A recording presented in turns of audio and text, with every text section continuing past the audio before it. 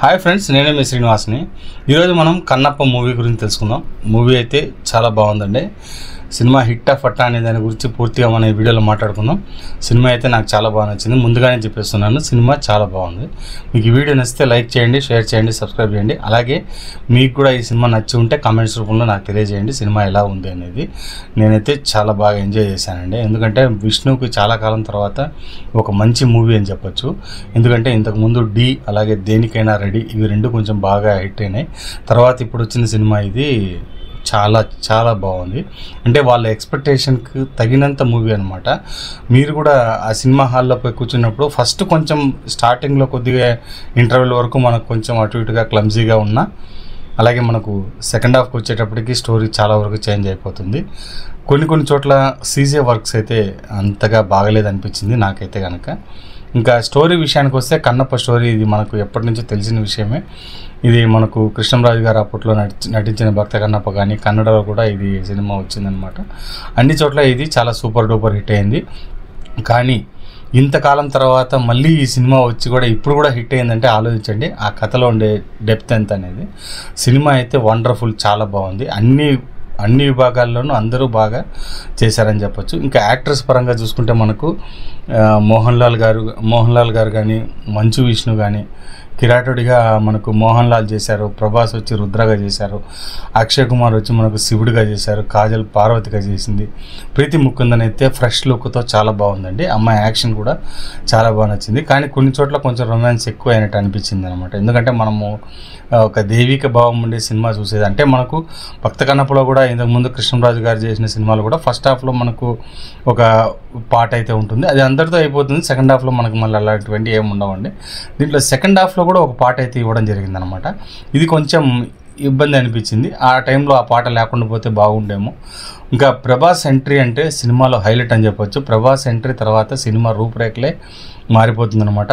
ముఖ్యంగా అండి last 30 minutes క్లైమాక్స్లో మంచు విష్ణు చాలా అంటే చాలా బాగా చేశాడండి. అతను బాగా పరిణితి చెందిన యాక్టర్గా ఉన్నాడు. ఇక్కడి నుంచి ఈ సినిమా తర్వాత నుంచి అతనికి మంచి అవకాశాలు అయితే వస్తాయనడంలో ఏ విధమైన అతిశయోక్తి లేదు. సినిమా చాలా బాగుంది. చాలామంది ఇప్పుడు మనకు ట్రోల్స్ అయితే చేస్తున్నారు సినిమా బాగాలేదని. ఒక హీరో నచ్చకపోతే ముందుగానే వాళ్ళ గురించి సినిమా బాగాలేదని చెప్పడం ఈ మధ్య అది ఒక పెద్ద ఫ్యాషన్ అయిపోయింది. ముందుగానే సినిమా హాల్లో నుంచి బయటకు వచ్చేది సినిమా బాగాలేదని చెప్పేసి చాలా ఇబ్బంది పెడుతున్నారు. ఇదంతా పద్ధతి కాదు. మీరు సినిమా చూడండి, చూసి తర్వాత దీని గురించి కమెంట్ చేయండి, అప్పుడు బాగుంటుంది. సినిమా అయితే నాకైతే చాలా బాగా నచ్చిందండి.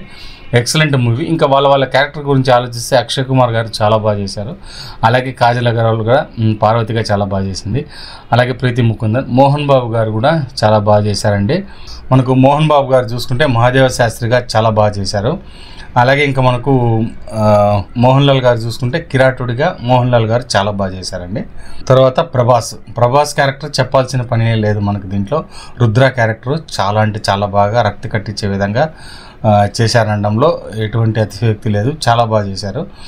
ఇప్పుడు ఇంతకుముందు ఏమంటే ఈ సినిమా ఫస్ట్ రిలీజ్ అవుతుందో లేదో, అలాగే దీని మీద చాలా సందేహాలు అయితే వచ్చాయన్నమాట. సినిమా రిలీజ్ అవుతుందో లేదో, అలాగే మనకు హార్డ్ డిస్క్ పోయిందని చెప్పి, లేకపోతే పెన్ డ్రైవ్ పోయిందని చెప్పి ఏదేదో వీళ్ళు అప్పుడప్పట్లో కారణాలు, రిలీజ్ కావడానికి లేట్ కావడం, ఇవన్నీ కూడా దీనికి ఏది కూడా సినిమా రిలీజ్ అయిన తర్వాత ఇవన్నీ ఏది పనిచేయలేదని చెప్పొచ్చు అనమాట.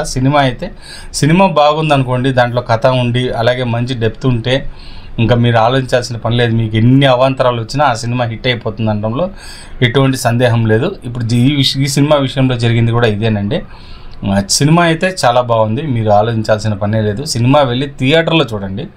మీరు కాపీరైట్ మూవీస్ అయితే చూడొద్దండి, సినిమా థియేటర్లో వెళ్ళి చూడండి. మీకు ఆ ఎఫెక్ట్ అయితే క్లియర్గా మీకు అర్థమవుతుందన్నమాట. ఇంకా దీంట్లో డైరెక్షన్ ముఖేష్ సింగ్ గారు చాలా బాగా చేశారనమాట. ముఖేష్ కుమార్ సింగ్ చాలా అంటే చాలా మంచి ఫ్యూచర్ అయితే ఈయన కూడా ఉంటుంది. మంచి డైరెక్టర్గా ఇతను కూడా ఎదుగుతాడనడంలో ఆశ్చర్యం లేదు. అలాగే మ్యూజిక్ డైరెక్టర్ స్టీఫెన్ చాలా బాగా చేశారు. సాంగ్స్ అయితే కనుక మనకు ఫస్ట్ హాఫ్లో సెకండ్ హాఫ్లో వచ్చే సాంగ్స్ కానీ బ్యాక్గ్రౌండ్ స్కోర్ కానీ అన్నీ కూడా ఈ సినిమాలో హైలైట్ అని చెప్పొచ్చు. చాలా బాగా రక్తి కట్టించారని చెప్పాలి. ఎడిటింగ్ కూడా ఆంటోనీ గారు బాగా చేశారు. మనకు ఇవన్నీ కూడా మనకు చాలా బాగున్నాయని చెప్పొచ్చు. అందులో ఇంకా దీనికి కథ, స్క్రీన్ ప్లే అన్నీ కూడా మనకు మంచు విష్ణువే చేశారనమాట. కథా స్క్రీన్ ప్లే మొత్తం మనకు మంచు విష్ణువే చేశాడు.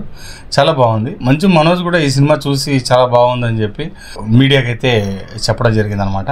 కాబట్టి విమర్శకులను సైతం ఇది మెప్పించిందనే చెప్పొచ్చు అనమాట. ఎందుకంటే సినిమా రిలీజ్కి ముందు దీని మీద చాలా వరకు బ్యాడ్ నేమ్ అయితే వచ్చింది.